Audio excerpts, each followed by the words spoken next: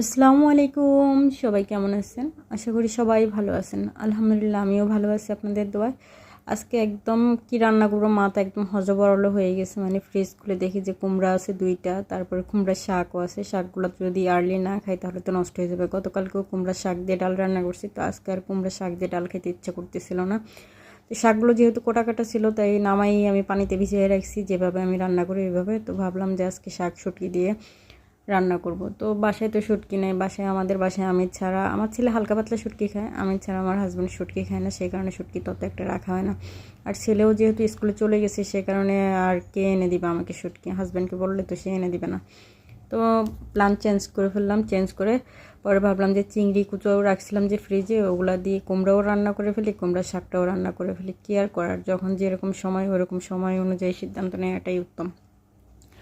তো পেঁয়াজ কুচি করে একটু ফ্রাই করে নিয়েছি, তার মধ্যে একটু রসুন বাটা দিয়ে দিয়েছি। রসুন বাটাগুলো একটু শক্ত শক্ত ছিল, যাই হোক মশলা সব কষায় তারপরে ওই চিংড়ি কুচির পেস্ট ওটা দিয়ে দিছি। তারপরে ওটা দিয়ে একটু কষায় তারপরে দিয়ে দিলাম আলু, আর তার সাথে দিয়ে দিলাম কাঁচামরিচ। আর এখন কাঁচামরিচের ঝালটা খাইতে খুবই মজাদার হয়, মানে আমার কাছে ভালো লাগে স্পেশালি। আর তাছাড়া এখন যেহেতু আমার বাসায় খোলা মরিচের গুঁড়া নাই, মানে প্যাকেট মরিচের গুঁড়া খাইতেছি, আর এগুলো আমি বেশি একটা খাইতে পারি না, আমার পেট জ্বলে।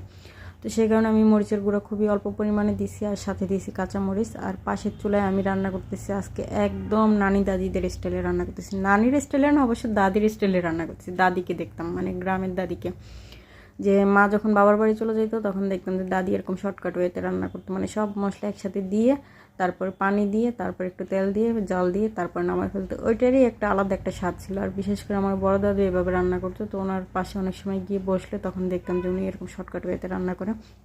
তো আজকে আমি 2 চুলায় রান্না করতেছি।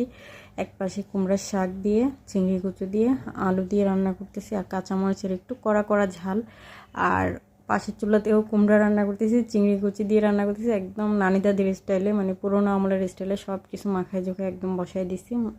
তারপরে ওইটা রান্না হতে থাকো, ওইখানে আর কোনো ভেজাল নাই, মানে ভেজাল ছাড়া রান্না যেটা বলে না ওইভাবে রান্না করে ফেলছি। তবে আজকের শাকটা অনেকটাই মজা হয়েছে, কিন্তু আমার ছেলে কিন্তু এত ঝাল পাগলা হয়েছে, মানে এতগুলা কাঁচামরিচ দিছি, তারপরে প্যাকেটের মরিচের গুঁড়া দিছি, তারপরেও দেখি যে সে দুপুরে ভাত খাওয়ার সময় কাঁচামরিচ চাবাই চাবাই খাইতেছে। আমি আবার এত ঝাল খাইতে পারি না, আমার হাজব্যান্ডও ঝাল খাইতে পারে না, আমরা ঝাল খুবই সীমিত খাই।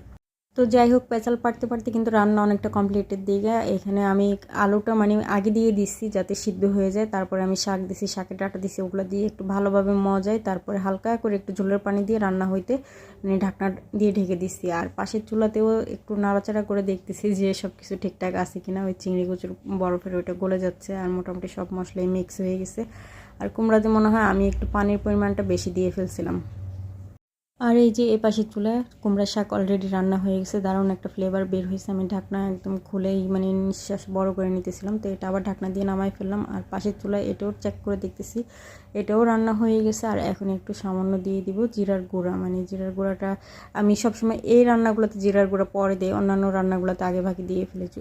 তো আল্লাহ হাফেজ বন্ধুরা, সবাই ভালো থাকবেন। যদি ভিডিও ভালো লাগে অবশ্যই লাইক কমেন্ট করবেন।